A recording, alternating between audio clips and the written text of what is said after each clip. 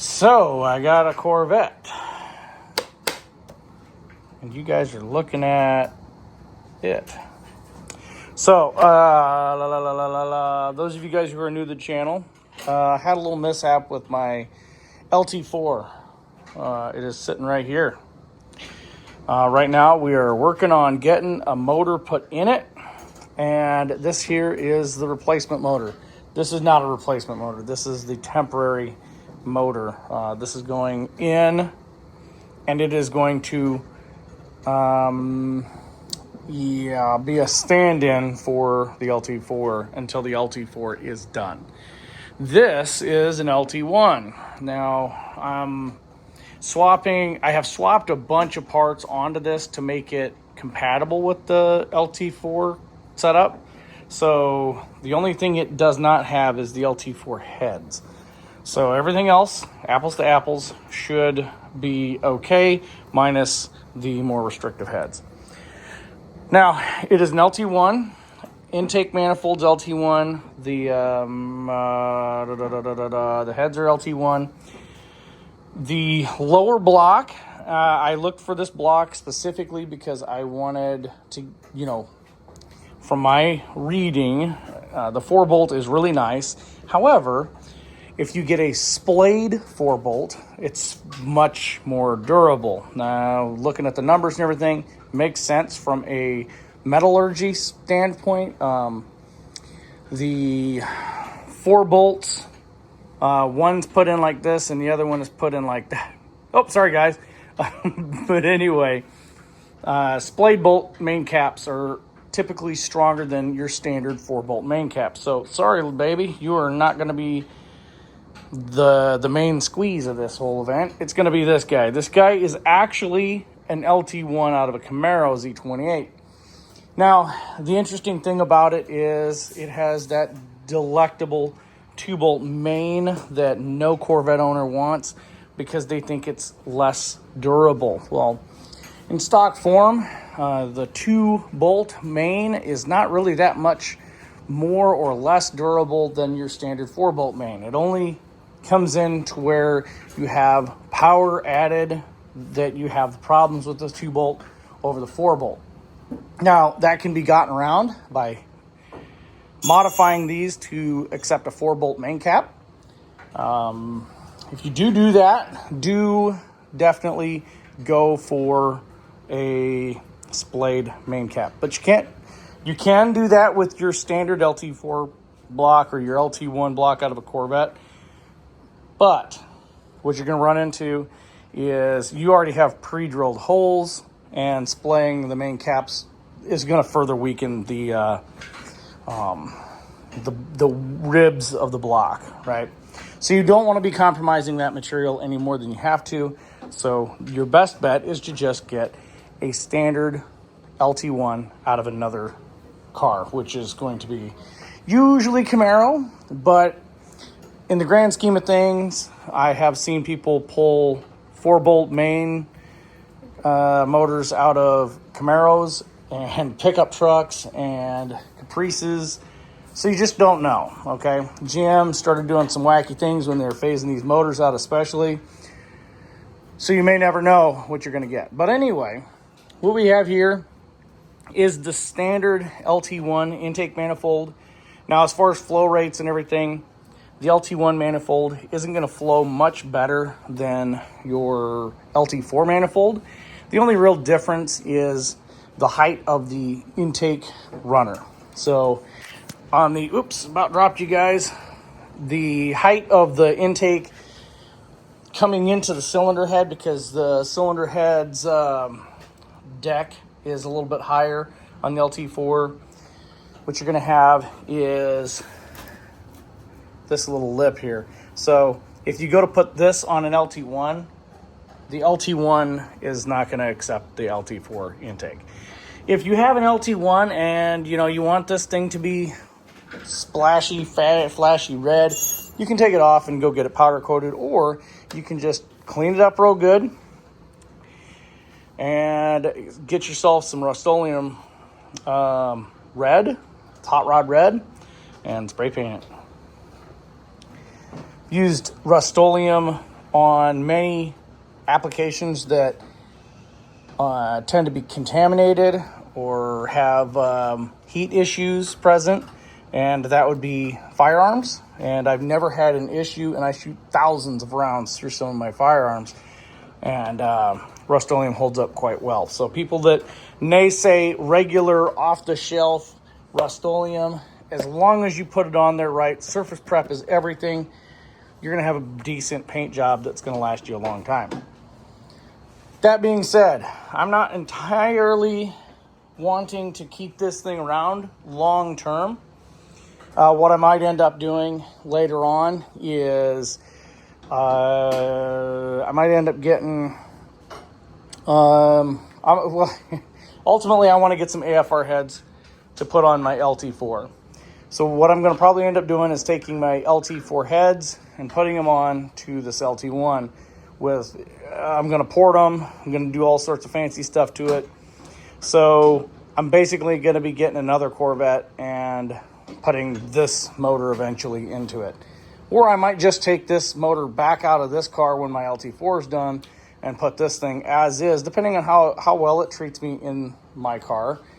I might just pull it out and put it in another base model LT1 car. So that being said,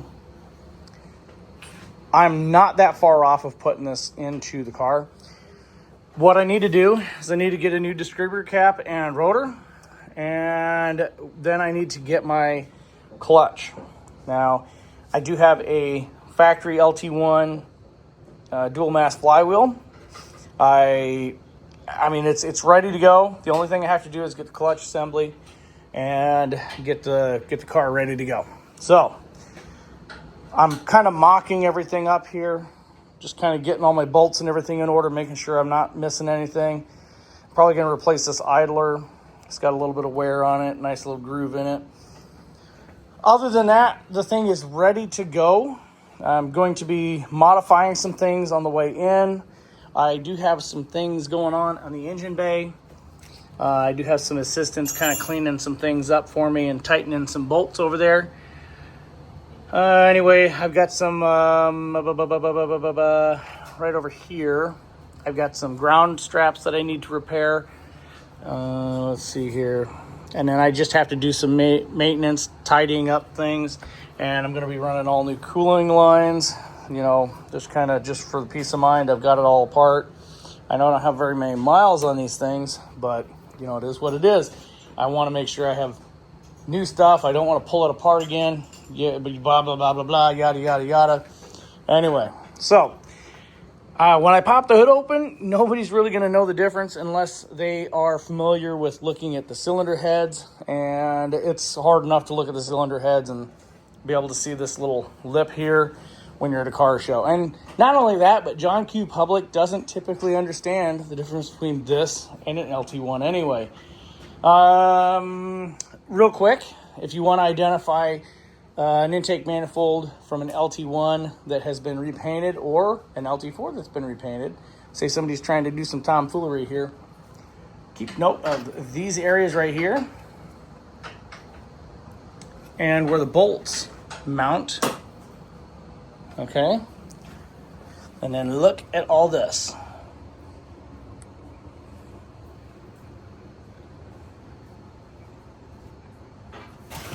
And then you come over here where your throttle cables and everything mount to that bracket, and all that stuff is in the white.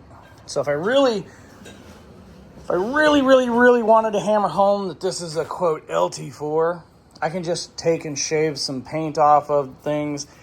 This right here I didn't do by masking. I actually, waited till the paint was dry and I just hit it with sandpaper. The intake was quite oxidized or rough looking. It had some pretty decent patina on it before I started out.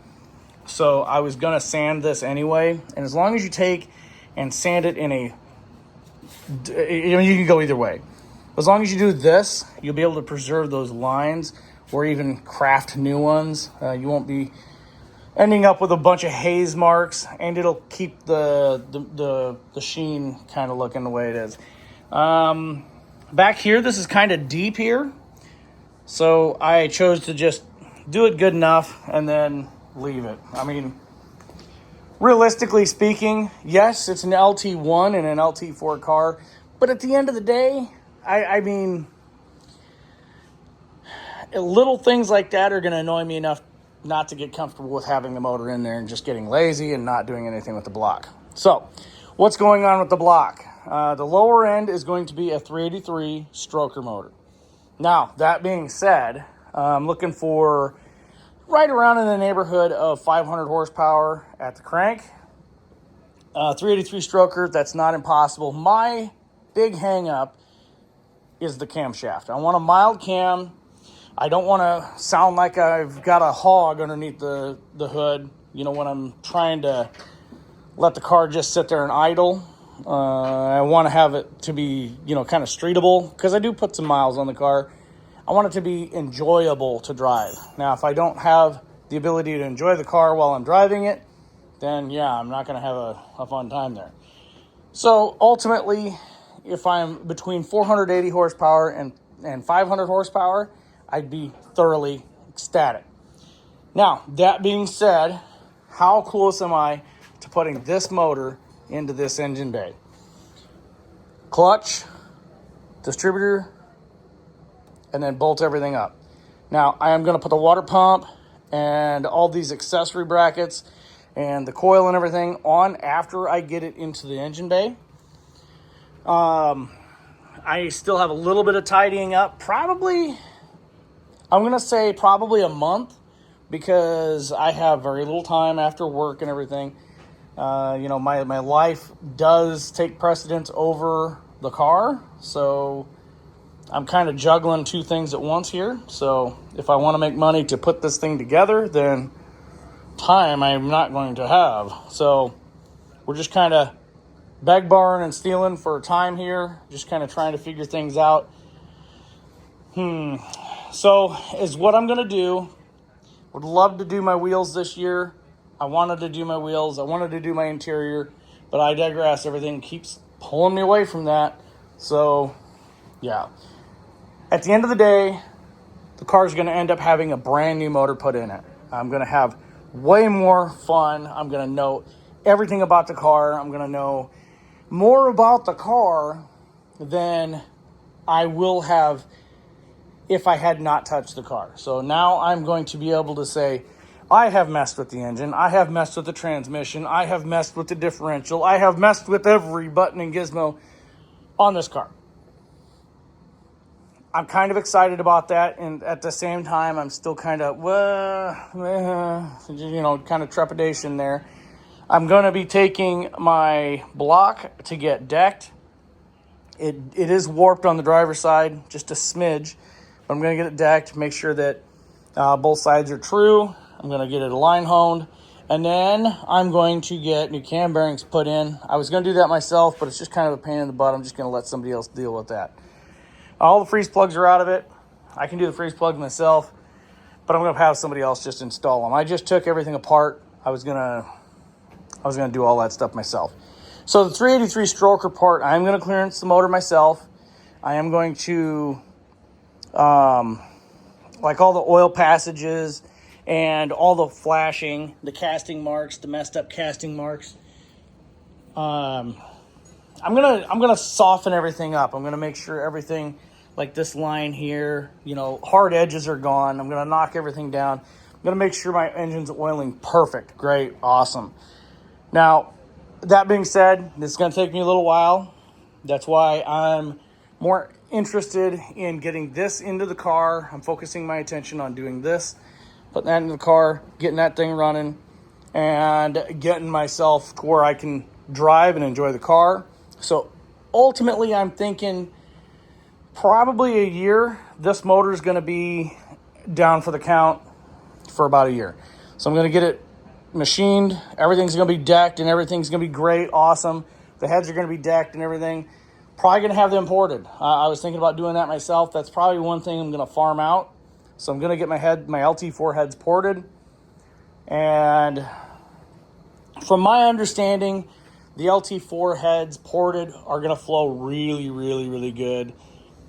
I'm going to be happy with them. Let's just put it that way. I'm going to be very happy with them. So my only weak link here is what cam I'm going to use. And at the end of the day, I might go with an LT4 hot cam or something just a little more aggressive. Regardless, I'm going to have to tune the engine. I'm going to have to tune the ECM. That's not going to be the end of the world. I mean, there's plenty of people out there that do that. A little harder to come by than you used to be, but there's people out there that can do it. My buddy and I, we're going to do a computer tune, just kind of driving it and just kind of feeling it out and, doing fuel trims and stuff like that with an ECM tuner. We've done a couple cars. This isn't too far out of our wheelhouse. So that's going to be about the plain and simple of it. So the next update that I'm going to show you guys will be right before I put the engine in the car. I'm just going to show you what everything looks like. As far as getting the engine in the car, I probably shouldn't have put the intake manifold on it just yet, but I don't know. I'm probably going to put a stud back here. Not sure. I don't know. The heat pipe, the steam pipe for the back, I'm going to put 90 degree brass fittings back here. And then I'm going to put 5/8 tubing and then run it up that way. I'm going to do away with that pipe and those O-rings because those O-rings, they're hard to find replacements that are even worth a crap. And it is a good failure point to get rid of because this bolt here in the engine bay, you can't get it out even if you wanted to. But if there is a fitting back here, a 90 degree fitting, then I can get back here and I can tighten down whatever happens to be loose and get things squared away and buttoned up. So anyway, as it sits, I want to show you something. This little book here, I just got this in the mail today, and I've been thumbing through this book. I've seen a couple other YouTubers that have referenced this book, and I'm just gonna say I'm happy with this. I have a bunch of them books for like Ford motors and stuff. I'm more familiar with the Ford motors than I am the Chevy motors, but I'm gonna be pretty happy once I get this thing together. What thrills me is things that I have questions about, like stock heads versus the AFR and dart heads and stuff like that, Brodex heads, trick flows, stuff like that. It shows you flow numbers and it gives you all the things you need to do to compare, so you don't have to worry about like looking through things and just trying to find stuff on the internet, which you're probably not going to find, and getting your stuff squared away in that direction. So anyway, I got a Corvette. You're looking at it. Questions, comments, leave them in the comment section. Do you have suggestions or recommendations? Another thing, I'm going to be doing an electric water pump on the LT4. So electric water pump's going to be happening. Anyway, questions, comments, feel free to leave in the comment section. Do you have recommendations for, doing what I'm doing here? Do you guys have any, just recommendations or whatever? I mean, I'm up to hearing anything that anybody has to say, because honestly, this is the first time I've done this, and you guys are just kind of hearing the updates as we go. Anyway, that being said, this motor's ready to go, minus a few things, and it's going to be fun. I really can't wait to get this thing running and driving. I mean, let me show you where I come from, man. Hyundai, Mitsubishi 4G15. I got to the point where I was taking that thing out, in and out of my car. Within 4 hours, I'd do an engine and tranny swap. Man, that thing was... at one point, my back was sturdy enough I could lift that out of the car. Yeah, not doing that now. Anyway, guys, thanks for watching. I'll catch you in the next video. If you want to donate to me on Patreon, I can link that in the comment section or the description. Anyway, guys, thanks for watching. I'll catch you in the next one. So I got a Corvette. You're looking at it.